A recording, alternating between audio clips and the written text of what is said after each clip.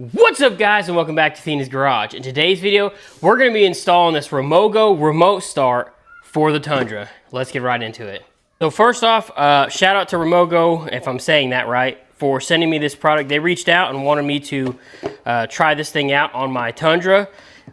It is recommended to look and make sure you have a G, right there it is, on your key.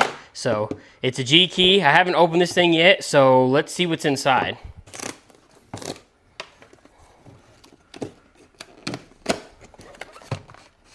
Okay, cool. Supposed to be a pretty simple plug and play little system. You just plug it into your vehicle, into the truck, and you're good to go. So, looks pretty well organized there. Nice little box. You got your little box here. Let's see what's in here. Looks like your big wiring harness that you need. All right, comes with a little tool. That's kind of cool. Little plastic pry tool. So let's look at some of this stuff. We got a few things, lots of zip ties, so that's actually kind of nice because sometimes you don't get enough of these things. Okay, here's a little, looks like a ground, another zip tie. Here's another little wiring harness. Here is another kind of ground or something, a hood pin. So let me take a look at these instructions and let's see what we got to do.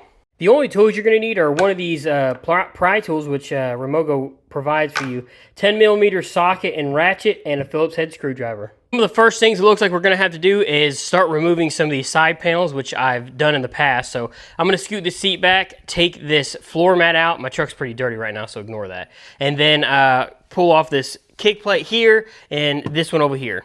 Pulling off these kick plates is really simple. We'll just give this one a tug, and it kind of just comes right off like that. And then this other one down here, there is a plastic screw on that side of the floorboard. You just had to unscrew it, and same thing, this thing will pull right off. Now that those two kick plates are off there, we're gonna have to have access behind this dash. So to remove this, you're gonna have to have a 10mm bolt down here and one on that side. So just remove those two bolts, and once the bolts are removed, again, you just kind of give a little tug on this, and your panel here kind of pops off like that. Don't lose these little yellow things. They will slide off sometimes, so you can just pull them off. Okay, now this is off.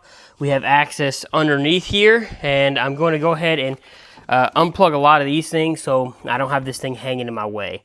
So there's a plug over there I got to unplug. I might not have to, and then a bunch of these that are plugged into my switches over here. So let's unplug those. So now that we have access down here, we need to get the column of the steering wheel off, and in order to do that, you need to twist your steering wheel until you have access to these two Phillips head screws. There's one on this side, one on that side. So let's go ahead and take those screws out. Now that the screws are out, I kind of just took my hands and pulled on this lower column here, and it started separating already from over on this side. So I'm gonna go ahead and go on the other side and do the same thing. I may have to use that little tool they gave me, that little plastic pry tool, so I don't break any of this plastic. So I may have to put it over, I'm not sure. So, well, it's already coming out here.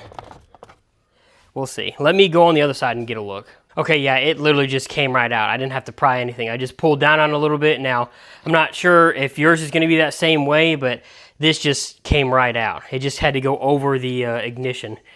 Now that that's off, the top plate comes off too, looks like. Maybe. Looks like it's kind of attached to something there. Anyway, we're just going to flip that up. And now we have access to the steering column. It also looks like we're going to have access underneath this passenger side kick panel. And this thing is pretty simple. I've gotten it off before. I believe there are little tabs, yeah, right in here that you just kind of push in and pull down. You'll feel them and see them once you look underneath here. They're pretty obvious what you got to do.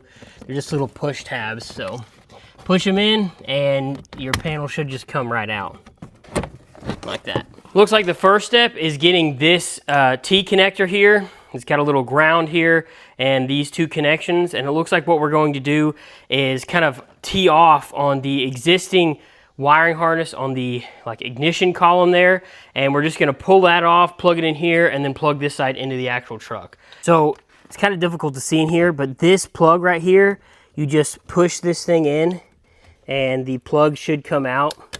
Wiggle it out. So there's our first plug. We're going to take our little harness that we are provided here and plug this side in, the short side up here, plugs in, and now the existing one on the vehicle can plug into this side of the harness. Now that that harness is plugged all the way in, it actually, I didn't realize, has a number 1 labeled, so that's kind of nice. We need to find a grounding point somewhere in here. It looks like, I mean, there's little spots everywhere. Just has to be, make sure it's metal and find a point to ground this ground. I just threw the ground to right here. It looks like a pretty solid connection, so I'm just gonna go with that. I'm gonna move on to the next step, which is the second harness, and it has a lot of different pieces here. So I undid the harness, and there's a lot of little plugs in here, but we gotta find number 3, so it looks like literally right here. Thankfully, it's nice and labeled, and then we have to go over to our dash on this side, and I'll show you what plug to swap out. This plug right there is the one we're going to be tapping into for our number 3 on the harness, and if we look in the truck, it's literally right there. So we need to unplug that one and plug in the tap here, the T on here, and then plug the other one into the factory one. So I'm just going to reach in here, and it looks like you get on this side and wiggle this thing out if I can. Maybe kind of difficult. There we go. Wasn't that difficult. So now our little harness we got here, plug this side in, maybe like this, and then plug this side in over here, like that. Actually saw number 2, which is the OBD2 sensor. It actually, you unplug it from the little harness brace that's on the factory like clip, plug it in here, and then you can clip this back in so it goes right directly into the factory positions. So your OBD2 thing here is just plugged into this bracket right there, and what they're wanting you to do is take this one basically and plug it in to the factory one here like this, clip it in, and then you can take this one, the little T, and it connects up here into this position so that you still have your OBD sensor thing here. Like that. There you go. So now your OBD2 is still there, but it's tapped into. So now what I'm going to do is attempt to run the TPMS thing. See if we can get this thing through the center console. Looks like it'll be pretty easy to the TPMS side over there. All I've done to pull this wire through is I got a metal hanger here and kind of just shoved it through here and was able to get to the other side, and I just hooked the cable on here, and now I'll be able to pull the harness through to this side to get to the TPMS plug. Now that this harness is over here, I'm going to try to show you where the TPMS thing module is, and then you literally just unplug it, plug this in, and then replug the factory harness into this T connector. So this is the factory TPMS thing right there. So you just have to unplug that, which I've already done. It's right here. You just unplug that from this gray box right here and plug in your factory to the T harness. Now that the TPMS side is done, we can come to this side, and this harness right here, so is gonna be this one right here on the instructions, and it plugs into this piece right here on this little fuse holder here. So we need to get this connector out and plugged and tapped into this T connector. Okay, it's just right down here, this one right there. See if you can see it. Just kind of pull that out, and then our connector here, we plug this in if we can. It's kind of tight because I have all this wiring in here, and then we can plug this one back in. So that T is connected in. Only a few more steps to go. Now all the connections are done, we can start putting the module on. Looks pretty simple, and everything's color coordinated, but according to the instructions, you have to put certain things on at a certain time. So let's go ahead and start. We need to press and hold this button and connect the 6-pin connector here until the red and blue LEDs are lit up. So there's yellow, red, and blue. We can release. Now that we've released, it does say if you release in the wrong time, you can just disconnect this and start again. So now it says connect the remaining connectors to the module. So let's go ahead and put red to red, which is kind of easy. White to white here, like that. And then there's a 20 pin connector we got to stick to this side. Okay. Now, press the program button 2 times. Wait for the red and blue LEDs to flash. 1, 2. Okay, they're flashing. Insert the key into the ignition and turn it to the on-run position. Still flashing, and I'm going to insert the key into the ignition. Okay, and turn it onto the on-run position. Wait for the red and blue lights to flash rapidly, followed by only a blue light flashing. Did I not turn it all the way? Oh, there we go, the on position. Okay. Okay, blue light is flashing rapidly. Turn the key to the off position and remove it from the ignition. All LEDs will turn off. Remote start programming is complete. Refer to section 7 for remote start details. Okay, that's it? If it was that simple, that would be awesome. Close and lock all doors, hood, and trunk, and press the lock button 3 times. Okay, I'm going to set this stuff all up here, and let's see if this sucker works. Okay, all the doors are closed, so let's...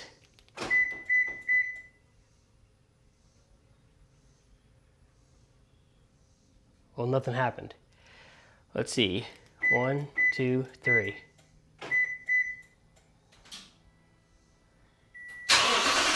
Look at there. Well, that worked great. Can we shut it off somehow? I don't know, but let me get in the truck and turn it off, and let's finish reading the instructions. Okay, so essentially to shut it off, you just hit the lock button again 3 times, and I was trying to turn the key and it wasn't turning it off, but I didn't read far enough. And you have to press the brake pedal and the vehicle will be ready to go. If you don't press the brake pedal, nothing will happen, and nothing did happen. So let's try it again. 1, 2, 3.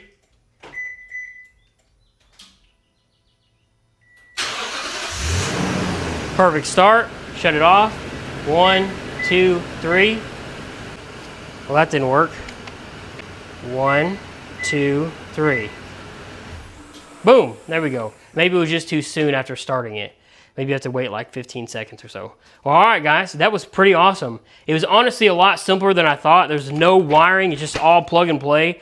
That's the awesomeness of this Remogo start system. So now I'm going to basically just tidy everything up. You can do that your own way. I don't know how you're going to want to do it. I'm just going to try to, they give you a crap ton of zip ties. So I'm going to zip tie everything up and out of the way, make sure it's not around any moving parts, make sure everything's kind of tucked up underneath there, get that module box kind of up underneath there, out of the way, and basically after that, I'm just going to start putting the plastics back on. They're pretty simple and easy, self-explanatory to do, so I'll bring you guys back whenever I'm done. Just like that, this side is back together. All the plastics are back on. Everything is tucked away really nice and neat. Now I'm going to go over to the passenger side, get that side all tidy up, and we're going to probably wrap this video up. Passenger side is all tidied back up. One of the last things to do is to apply this warning sticker that this vehicle has a remote start onto the hood, so let's go ahead and do that. I already peeled it off. I'm just going to, I don't know, let's see. Right here looks pretty good. So let's just stick that thing right there, and now they know. All right, guys, that's going to be the end of this one. Pretty easy installation. I mean, for what it is, it's super simple. I love how quick it was to get it done. I've got this done in maybe an hour or so, and that's with filming. So it wasn't too bad of a job. It is very hot out here today, so that's why I'm super sweaty. So let's give a final test here. 3 clicks on the lock will start the truck. There you go. Now I've tried shutting it off immediately after, and I feel like there's like a safety sensor or like a safety timeout before you can shut it off again, which makes sense. So it's about 10-15 seconds I've found, and you can shut it off again. So let's see. There we go. Shuts off. Maybe that beep, initial beep afterward lets you know that you can shut it off. And when you get in the truck, you just put the key in, don't turn it all the way, obviously don't start it, and push your foot on the brake, and then it's just a normal system to go from there. So shout out to Remogo for sending me this thing. I appreciate it. It's a pretty cool little system. Thanks for letting me test it out for you. If I have any like problems in the future or anything, I'll let you guys know. That's probably going to be the end of this one. So if you like this kind of stuff, consider subscribing. I have a few more things coming out for the Tundra in the future. I have some more stuff for the Scrambler coming out. So appreciate you guys for watching. If you want to help support the channel, 99 cents a month for members only. I only got one member. Shout out to you. So thank you guys. That's it. It's super hot. I'm a little delirious. That's it, guys. Have a good one. Bye.